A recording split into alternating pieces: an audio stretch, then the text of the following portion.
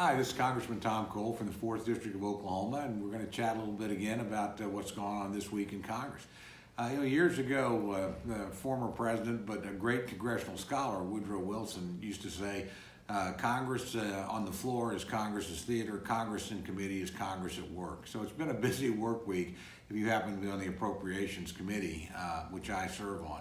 We marked up 4 of the 12 major bills. That means we actually put them in front of the entire committee for amendments.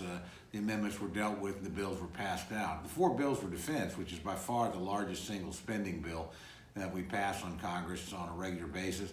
We also dealt with energy and water, commerce, justice, and science, and with the Interior Appropriations Bill. So this was a big week on the Appropriations Committee. Now, unfortunately, none of these bills have been agreed to by the Senate at the current spending levels that the House has set. So we'll probably have to go back and revise these later, but we really do need to get eventually a spending deal where the House and the Senate and the President are all on the same page. And right now, that negotiation just simply hasn't taken place, or at least hasn't been completed.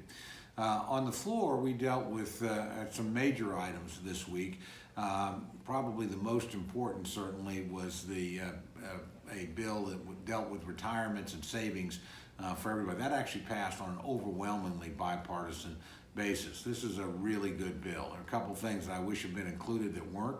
At the last moment, the Democrats decided not to extend particular what are called 529 saving benefits to education benefits to families with disabled children or families that homeschool primarily. And that's sad. But overall, this was a good bill, and it got overwhelming majority on both sides. And it's probably the most important piece of legislation to encourage Americans to save more that we've had in at least a generation. So hopefully that will move through the Senate and become law, because it's a good thing for our people. I think the great disappointment of the week was the failure to pass disaster aid. We have had areas of the country suffering from everything from hurricanes along our coast and in Puerto Rico to wildfires in California, obviously flooding in the upper Midwest.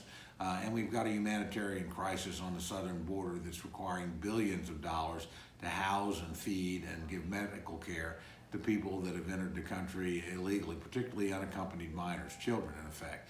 Those are things that need to get done.